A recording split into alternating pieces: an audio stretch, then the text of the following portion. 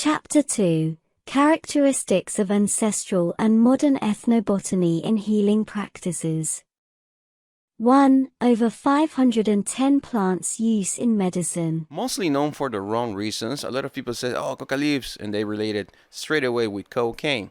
Yes, the alkaloid that they extract from the coca leaves in order to make cocaine has brought many troubles for some populations here in Peru, especially indigenous populations, that they don't get high on cocaine. They just chew coca leaves because this is part of the tradition. But on top of that, the coca leaves has a characteristic that is mostly known as a stimulant plant. So if you go to the highlands, you're going to see people working, farmers working, and chewing the coca leaves. They chew the coca leaves. They don't swallow it. They just chew it. They take the alkaloid. They throw it away. Chew the coca leaves, extract the alkaloid, keep on working. You don't feel hungry, but you're mindlessly working. You're focused on something, but you don't have side effects. Like, you don't get addicted to it. Okay. Now, problems with the coca leaves. Some problems that you may have with the coca leaves is that, for example, if they ask for antidoping test in your job, and you come to Peru and drink a lot of coca tea because of the altitude sickness. Remember that a lot of travelers that come drink this tea. It's a very common thing to do. Actually, you can find it at 5-star hotels, 3-star hotels. You find there hot water, some coca leaves tea. Some troubles that you may have is, as when you're boiling the leaf, you extract the alkaloid and then you drink it. If you go to a anti-doping test, it's going to show, that the alkaloid is going to show there.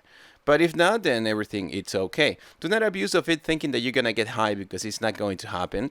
And on top of that, be quite respectful when you're talking about coca leaves, especially in the highlands, because like I said before, it's a leaf very well known for its particular uses in not only in natural medicine, but also in rituals, shamans and pre-inca cultures. When you go and see and read some books related to archaeology, you will find we found the skeletons of this Inca culture, and we found coca leaves. Everywhere you go, you find the coca leaves. Okay, just to give you an idea, but this is a plant that we use it like a very common thing in Peru. So this is number 1, coca leaves. Now we go to the second one. Guanarpo. Please repeat after me. Guanarpo. It's mostly known as an aphrodisiac fruit for men. The other fruit that is known as an aphrodisiac fruit for women is called aguaje. I'll put you the picture there, but I'm going to focus on that guanarpo today. The mochica culture is mostly known for them erotic pottery. They have erotic pottery in representation of sex. It's anal sex, vaginal sex, sex with couples, sex with animals, sex with homosexual sex. It's just various potteries. I'm just showing you some here, but one of the stimulants that until nowadays Peruvians use whenever they have erectile dysfunction, and they want to relate not on viagra but on natural medicine, is guanarpo.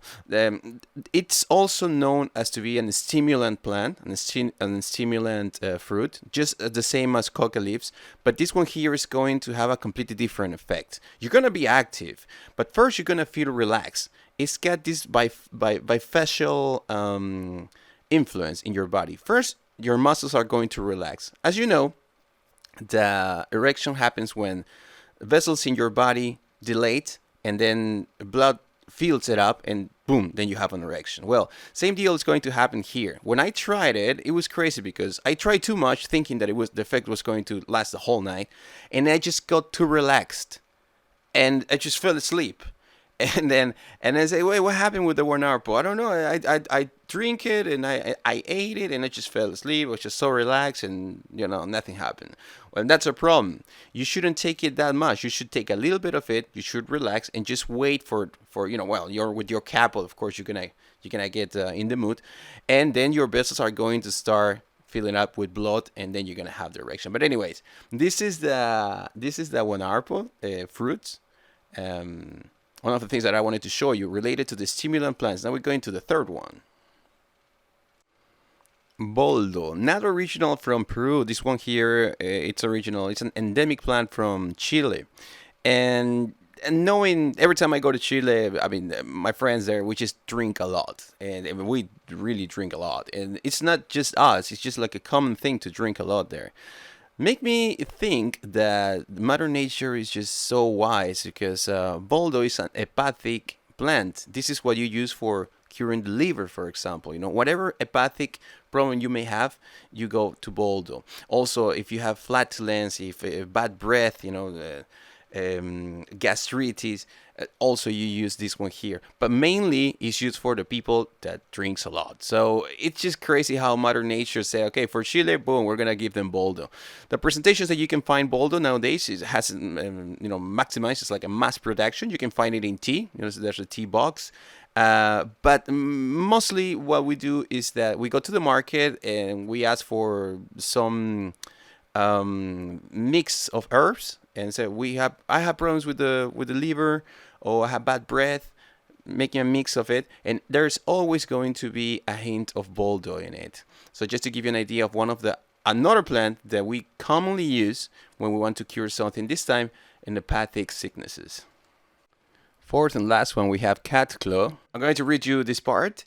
Test tube studies indicate that cat's claw may stimulate the immune system, help relax the smooth muscle, such as the intestines, dilate blood vessels, helping lower blood pressure, and act as a diuretic, helping the body eliminate excess water. Today, cat's claw is promoted as a dietary supplement for a variety of health conditions, including viral infections such as herpes, human papilloma virus, and HIV, Alzheimer's disease, cancer, arthritis, peptic ulcers, colitis, gastritis, hemorrhoids, parasites, and leaky bowel syndrome. I mean, it's just for everything. So there's a word on the street since a long time ago that says that the cure for HIV and cancer had already been discovered, that the alkaloid is taken from this plant, cat's claw. And actually, cat's claw is mentioned in one movie called Dallas Buyers Club. Dallas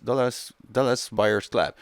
He had to cross the frontier, go to Mexico. In Mexico, he finds his doctor that actually cured them patients not with chemical medicine, but with natural medicine. I don't want to get deep into this, but for sure, if it was used by ancient people, and until nowadays you can actually easily find it on the markets, there must be some truth about it, no? Prevent yourself from getting the sicknesses, and what better than prevent it with natural medicine. 2. 60 physical and psychosomatic illnesses treated, PTSD. Warning.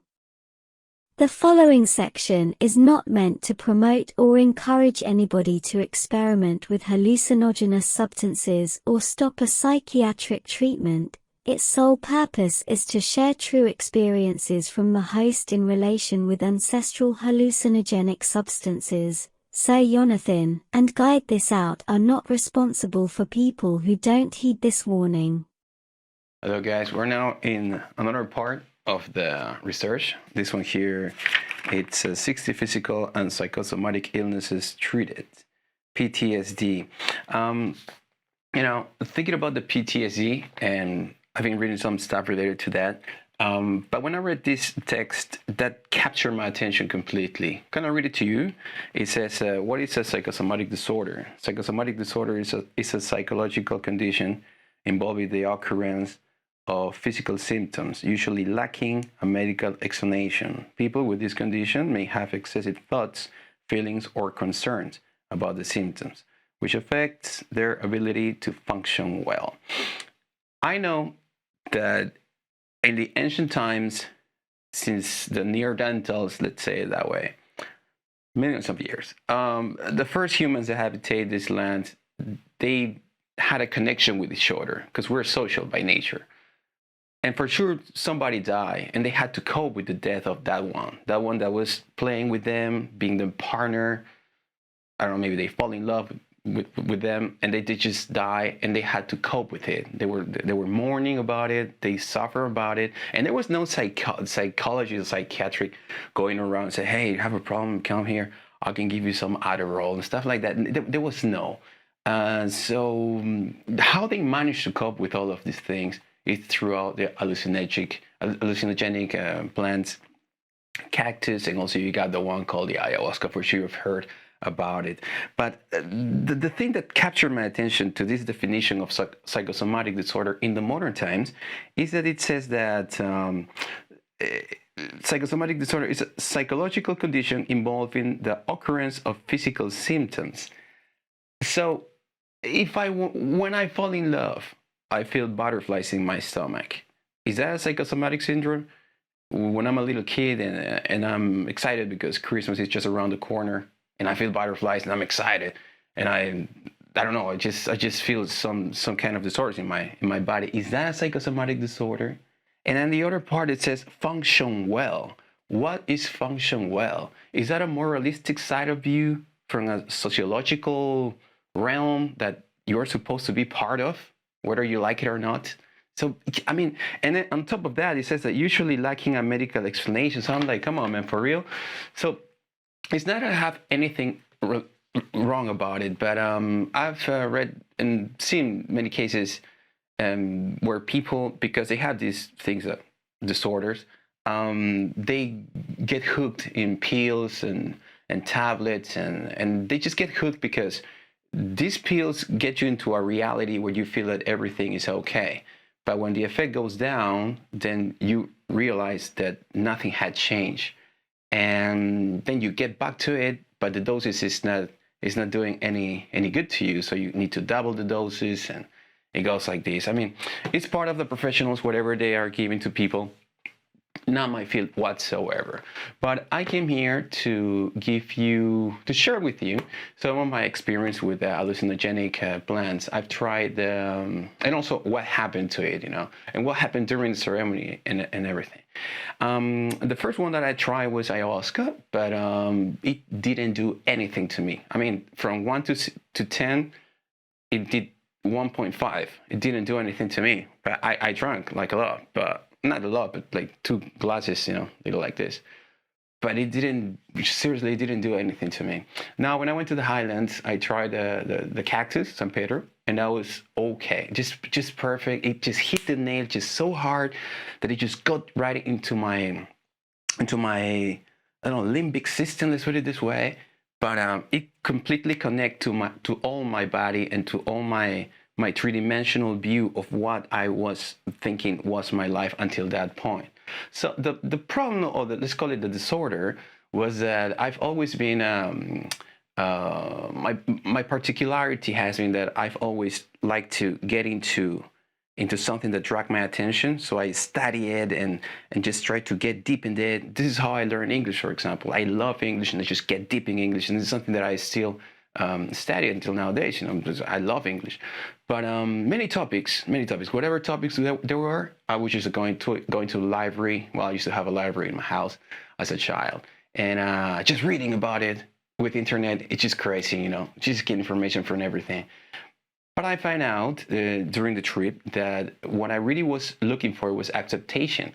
I was looking for people to listen to what I was saying and impress them, and that impression, unconsciously or subconsciously, was feeding up my ego, and everything was about the ego. But when I drank the plant, it completely it said, come on, you're just giving too much of your life to read whatever it is that these writers think about life, and you don't even have an idea of who you are and what you want to do. And that was the doses that I got from the shaman before I tried. Of course, you have a conversation with the shaman. The shaman is going to look at you and is going to know exactly the doses he or she is going to give to you. Now, the visions that you get there, I didn't touch colors or, saw music. No, it was not like that. There was not that, well, there was a lot of colors, but the shape of the colors was the thing that impacted me. I don't know if you've seen the movie The Matrix. I think it's Matrix 1, the first one, actually. The best ones, actually. This is this part when Neo and Trinity, they are going to make they're going to attack the bad people. And then they get to a place that is created by Hank, and they get to a library of guns. It's like an arsenal of guns. He says guns everywhere. Well, I had the same picture, but it was like a library. It was books coming to me. And when I turned to the right and to the left, I could see the books I was like seeing the books, but there was no title or no letter. There was just the color of the book. So every color that I look at the book appealed to me in a way that I kind of knew what that color was. Just as Jimi Hendrix said in the Electric Ladyland, I want that note to sound pink and I want that note to sound purple. For example, one of my favorite books, the Picture of Dorian Gray, it was purple. When I saw the color purple, I said, man, I like this, but I like that color because I like that book. There was many other books with colors only, and then suddenly they just start turning pale, and then they suddenly start disappearing. And I tried to touch them, but I couldn't touch them. And I felt like that book was me. That book was my life. That book was a chapter of my life that I haven't read yet, but has been already written.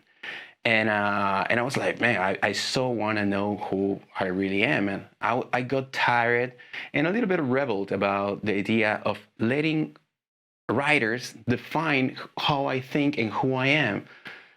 And in fact, since that very time, I hated to say, in the 1984, somebody said this because of that. And you know, it just didn't get to me. So I started reading books and giving my idea of the book, my perspective of the book, what I think about the book, not let the book define who I am. It was something like this movie, Good Will Hunting. You know, when they asked him who you are and what you want to do, the guy was like, I don't know. He could know everything, but he didn't know who he was and what he wanted to do.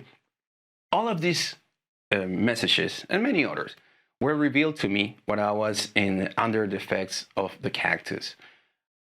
I'm quite sure that, you know, from childhood to teenhood to adulthood during the Inca time, pre-Inca time, and many other ancient cultures that had introduced in them rituals, these hallucinogenic plants, this is how, you know, hand by hand with Mother Nature, they could cope with whatever resistance to the future that was presented in the present.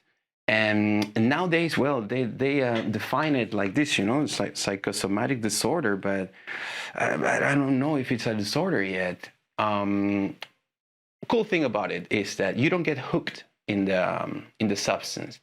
When you have a problem with psychosomatic disorder, whatever, they give you pills. I don't even know what pills. They give you pills, and they make you feel that you're happy about it, and you can just cope with it.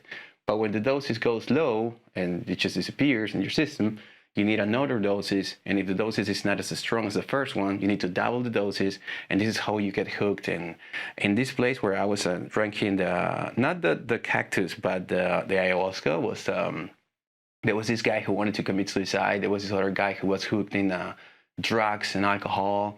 This other guy was loveless, stuff like that. In the night, he was just screaming like I don't know, some sort of catharsis there. And they have tried for sure. I mean, they have tried the pills and they have tried the doctors and everything, but nothing could help them. So the plant for sure helped them. When I saw them the next morning, it was like a dead person that survived, as something like I don't know. I could see them smile, and the eyes were shining. It was, but they were tired. It was a process. So to finish with this explanation, which is already 10 minutes, let me tell you one thing. Once you are sure that this natural medicine can help you with anything it is that you think that you need help with, keep your expectations at the door. Don't bring your expectations, because let me tell you, the plant's not going to show you whatever it is that you want the plant to show you. The plant's going to give you the first lesson in order for you to learn the first steps to get where you want to get. It's like a surfing lesson, you know. In a surfing lesson, you might step on the board. It's going to be a long board. You're going to step on the board and feel the breeze in your hair and just feel the speed. Your professor is going to be behind of you, and you're going to be on a long board. That's not surfing. That's just you stand on the board. But that's just the first lesson. How to stand on the board. It might sound seem boring, you know. Oh man, I got tired, my arms were hurting. Yeah, well, but that's gonna be the first lesson. If you continue practicing that, for sure one day you will get to surf with a 6.3, not with a long board. So this is exactly how it works. How the plant works with you. First lesson, and then you just continue, and you get whatever it is your destiny. Okay, so this is all I have to tell you related to the plant. And I didn't want to talk to you about some book. There are so many books about it, but I wanted to tell you about my experience with the plant, because this is the most true, how do you call this? True experience that I can share with you. I could talk about Aldous Huxley, but I've never met him before. So, see you in the next chapter. 3. Over 2499 infusions and poultices developed.